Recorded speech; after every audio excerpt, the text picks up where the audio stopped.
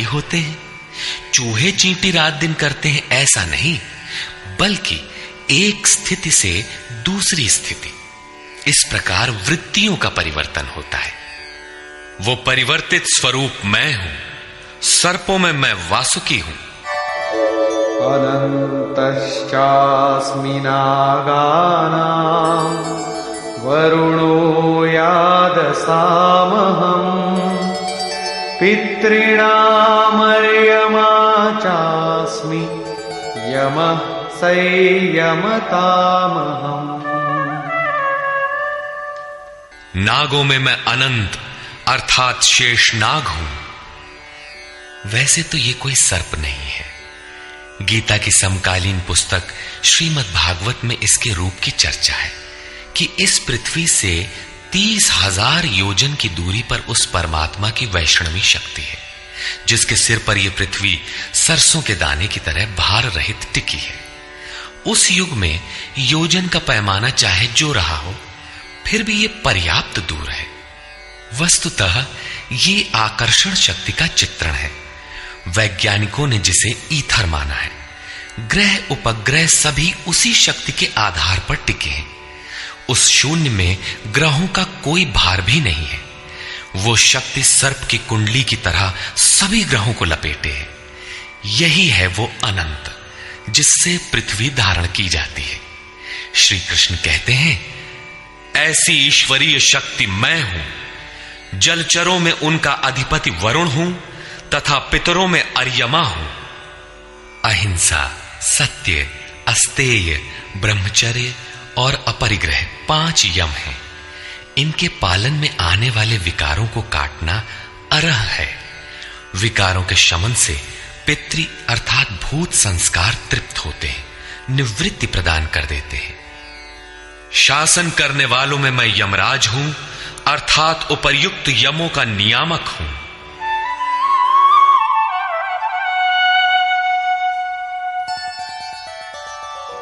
प्रह्लादश्चास्मि दैत्यानां कालः कलयतामहम् मृगाणां च मृगेन्द्रोऽहम् वैनतेयश्च पक्षिणाम्। मैं दैत्यों में प्रहलाद हूं, पर आह्लाद, पर के लिए आह्लाद। प्रेम ही प्रहलाद है। आसुरी संपद में रहते हुए ईश्वर के लिए आकर्षण विकलता आरंभ होती है, जिससे परम प्रभु का दिग्दर्शन होता है। ऐसा प्रेमोल्लास मैं हूं। गिनती करने वालों में मैं समय हूं। 1, 2, 3, 4 ऐसी गिनती या क्षण, घड़ी, दिन, पक्ष, मास इत्यादि नहीं, बल्कि ईश्वर के चिंतन में लगा हुआ समय मैं हूं। यहां तक कि जागत में सुमिरन करे, सोवत में लव लाए। अनवरत चिंतन में समय मैं हूं। पशुओं में मृगराज, योगी भी मृधन ग अर्थात योग रूपी जंगल में गमन करने वाला है। तथा पक्षियों में गरुड़ मैं हूं। ज्ञान ही गरुड़ है। जब ईश्वरीय अनुभूति आने लगती है, तब यही मन अपने आराध्य भगवान की सवारी बन जाता है। और जब यही मन संशय से युक्त है, तब सर्प होता है, डसता रहता है, योनियों में फेंकता है। गरुड़ विष्णु की सवारी है। जो सत्ता विश्व में अणु रूप से संचारित है, ज्ञान संयुक्त मन उसे अपने में धारण करता है, उसका वाहक बनता है। श्री कृष्ण कहते हैं, इष्ट को धारण करने वाला मन मैं हूं। पवन पवतामस्मि रामः शस्त्रभृतामहम् झषाणां मकरश्चास्मि स्रोतसामस्मि जाह्नवी। पवित्र करने वालों में मैं वायु हूं, शस्त्रधारियों में राम हूं। रमन्ति योगिनः यस्मिन् स रामः। योगी किसमें रमण करते हैं? अनुभव में। ईश्वर इष्ट रूप में जो निर्देशन देता है, योगी उसमें रमण करते हैं। उस जागृति का नाम राम है और वो जागृति मैं हूं। मछलियों में मगर तथा नदियों में गंगा मैं हूं। सर्गाणामादिरन्तश्च मध्यं चैवाहमर्जुन अध्यात्मविद्या विद्यानां वादः प्रवदतामहम्। हे अर्जुन, सृष्टियों का आदि अंत और मध्य मैं ही हूं। विद्याओं में अध्यात्म विद्या मैं हूं। जो आत्मा का आधिपत्य दिला दे वो विद्या मैं हूं। संसार में अधिकांश प्राणी माया के आधिपत्य में है। राग द्वेष काल कर्म स्वभाव और गुणों से प्रेरित है। इनके आधिपत्य से निकालकर आत्मा के आधिपत्य में ले जाने वाली विद्या मैं हूं, जिसे अध्यात्म विद्या कहते हैं। परस्पर होने वाले विवादों में ब्रह्म चर्चा में जो निर्णायक है, ऐसी वार्ता मैं हूं। शेष निर्णय तो अनिर्णीत होते हैं। अक्षराणामकारोऽस्मि द्वन्द्व सामासिकस्य च अहमेवाक्षयः कालो धाताहं विश्वतो मुखः। मैं अक्षरों में आकार ओमकार तथा समासों में द्वंद्व नामक समास हूं। अक्षय काल मैं हूं। काल सदैव परिवर्तनशील है, किंतु वो समय जो अक्षय अजर अमर परमात्मा में प्रवेश दिलाता है, वो अवस्था मैं हूं। विराट स्वरूप अर्थात सर्वत्र व्याप्त, सबको धारण पोषण करने वाला भी मैं ही हूं। मृत्युः सर्वहरश्चाहम् उद्भवश्च भविष्यताम् कीर्तिः श्रीर्वाक्च नारीणाम् स्मृतिर्मेधा धृतिः क्षमा। मैं सबका नाश करने वाला मृत्यु और आगे होने वालों की उत्पत्ति का कारण हूं। स्त्रियों में मैं यश शक्ति वाक्पटुता स्मृति मेधा अर्थात बुद्धि धैर्य और क्षमा मैं हूं। अध्याय 15 में श्लोक 16 के अनुसार पुरुष दो ही प्रकार के होते हैं, क्षर और अक्षर। संपूर्ण भूतादिकों की उत्पत्ति और विनाश वाले ये शरीर क्षर पुरुष हैं। वे नर मादा पुरुष अथवा स्त्री कुछ भी कहलाएं, श्री कृष्ण के शब्दों में पुरुष ही है। दूसरा है अक्षर पुरुष, जो कूटस्थ चित्त के स्थिर काल में देखने में आता है। यहां भी बुद्धि इत्यादि स्त्रियों के ही गुण बताए गए। क्या इन सद्गुणों की आवश्यकता पुरुषों के लिए नहीं है? कौन ऐसा पुरुष है जो श्रीमान कीर्तिवान वक्ता स्मरण शक्ति संपन्न मेधावी धैर्यवान और क्षमावान नहीं बनना चाहता? बौद्धिक स्तर पर कमजोर लड़कों में इन्हीं गुणों का विकास करने के लिए माता पिता पढ़ाई की अतिरिक्त व्यवस्था करते हैं। यहां कहते हैं कि ये लक्षण केवल स्त्रियों में पाए जाते हैं। अतः आप विचार कर देखें कि स्त्री कौन है। वस्तुतः आपके हृदय की प्रवृत्ति ही नारी है। उसमें इन गुणों का संचार होना चाहिए। इन गुणों को धारण करना स्त्रीलिंग पुल्लिंग सबके लिए उपयोगी है।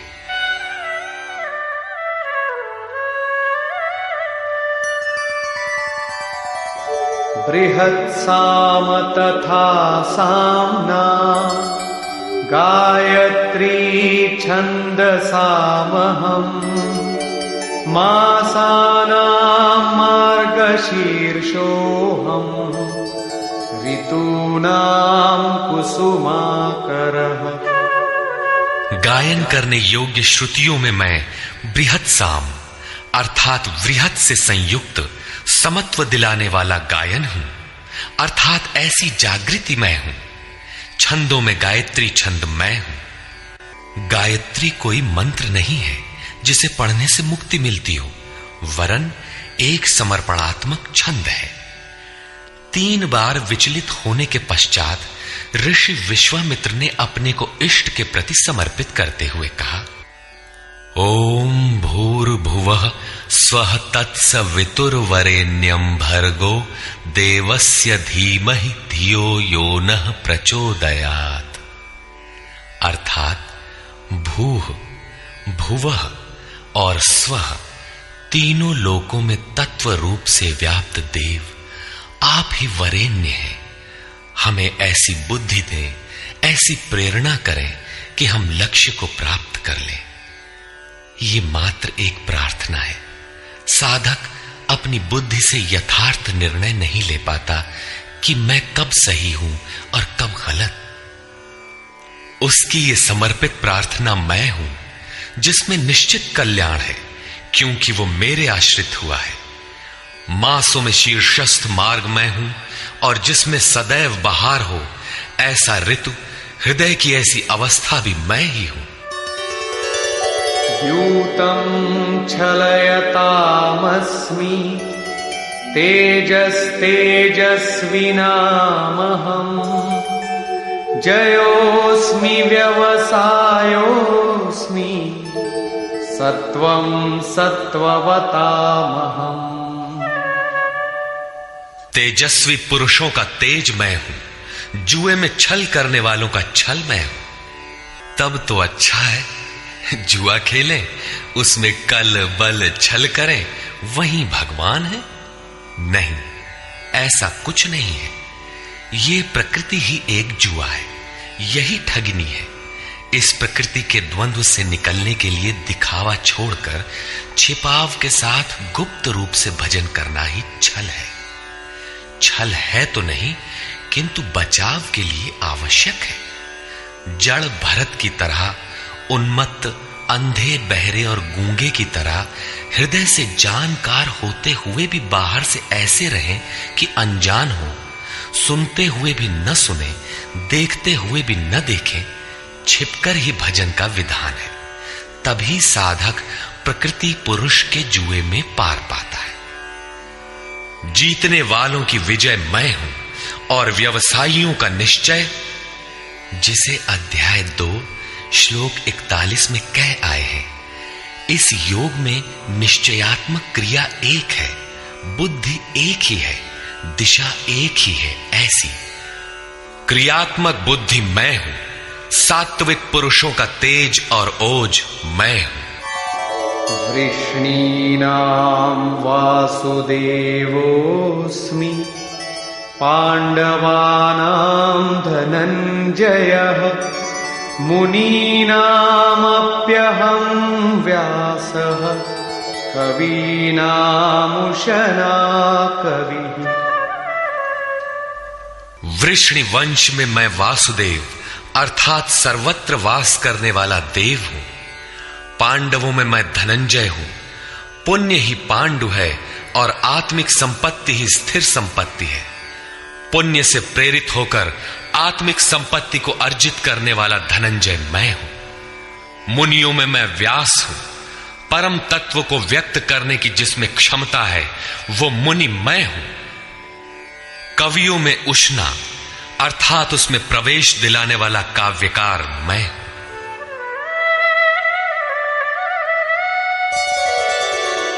दंडोदमयतामस्मि नीतिरस्मि जिगीषताम् मौनं चैवास्मि गुह्यानां ज्ञानं ज्ञानवतामहम्। दमन करने वालों में दमन की शक्ति मैं हूं। जीतने की इच्छा वालों की मैं नीति हूं। गुप्त रखने योग्य भावों में मौन हूं और ज्ञानवानों में साक्षात के साथ मिलने वाली जानकारी, पूर्ण ज्ञान मैं हूं। यच्चापि सर्वभूतानां बीजं तदहमर्जुन न तदस्ति विना यत् स्यान् मया भूतं चराचरम्। अर्जुन, सब भूतों की उत्पत्ति का कारण भी मैं ही हूं, क्योंकि चर और अचर ऐसा कोई भी भूत नहीं है जो मुझसे रहित हो। मैं सर्वत्र व्याप्त हूं, सब मेरे ही सकाश से है।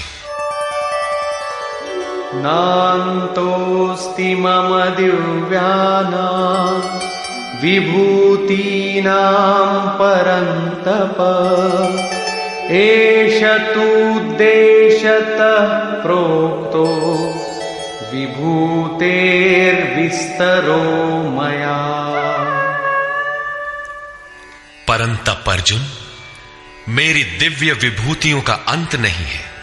अपनी विभूतियों का विस्तार तो मैंने संक्षेप से कहा है, वस्तुतः वे अनंत हैं।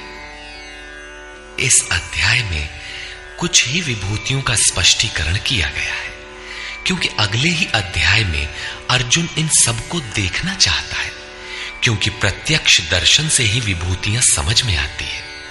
विचारधारा समझने के लिए इसी से थोड़ा अर्थ दिया गया। यद्यद् विभूतिमत्सत्त्वम्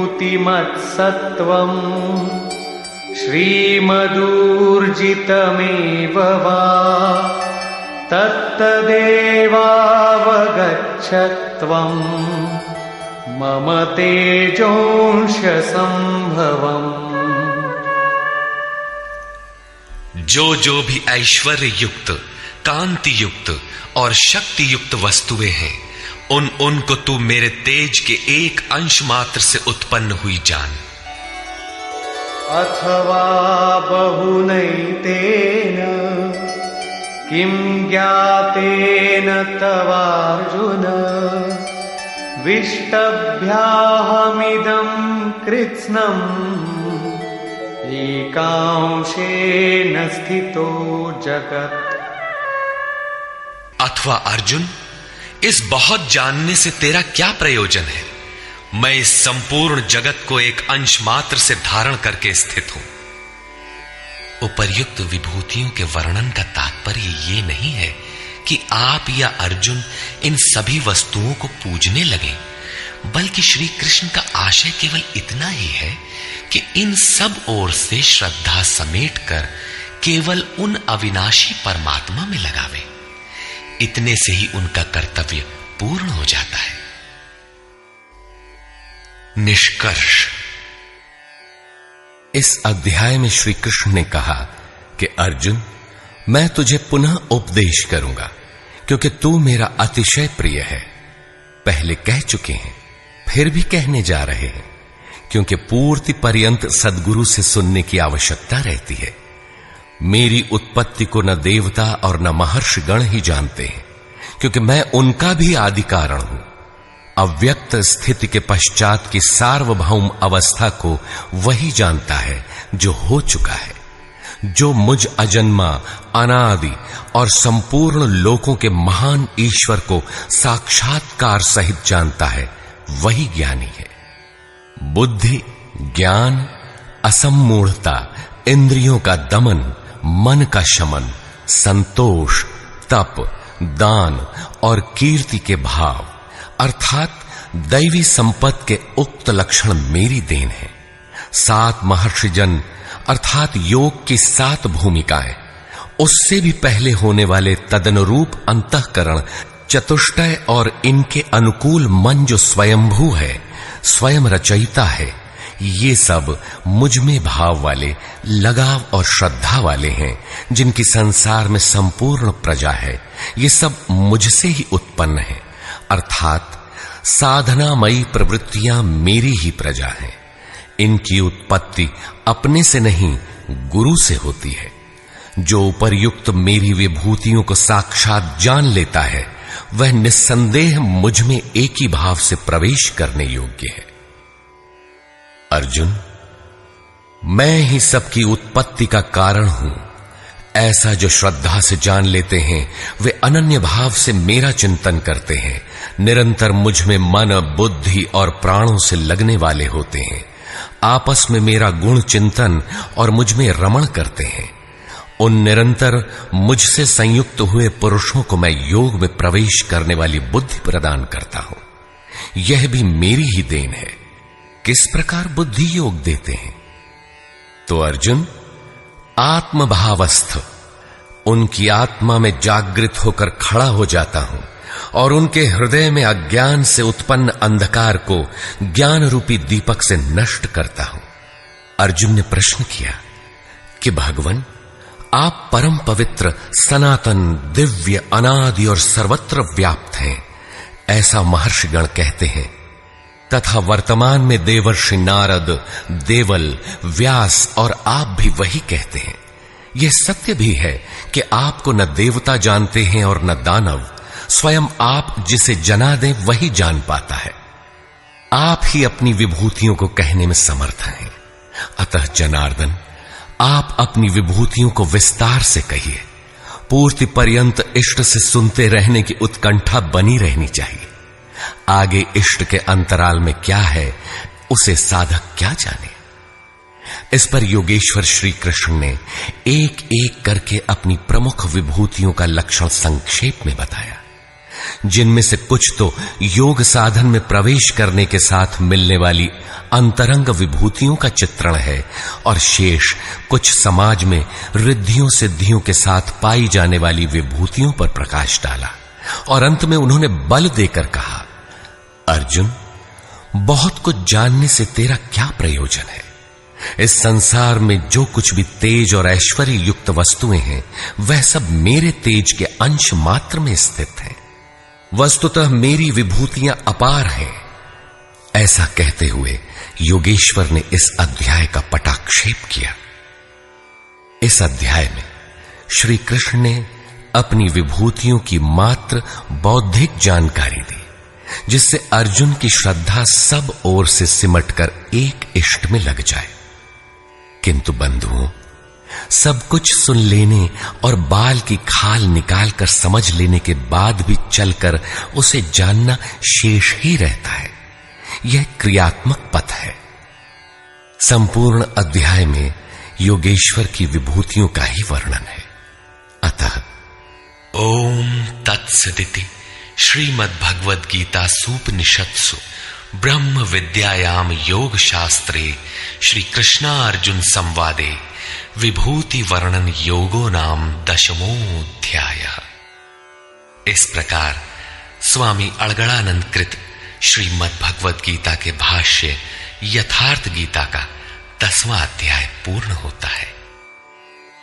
हरि ओम तत्सत।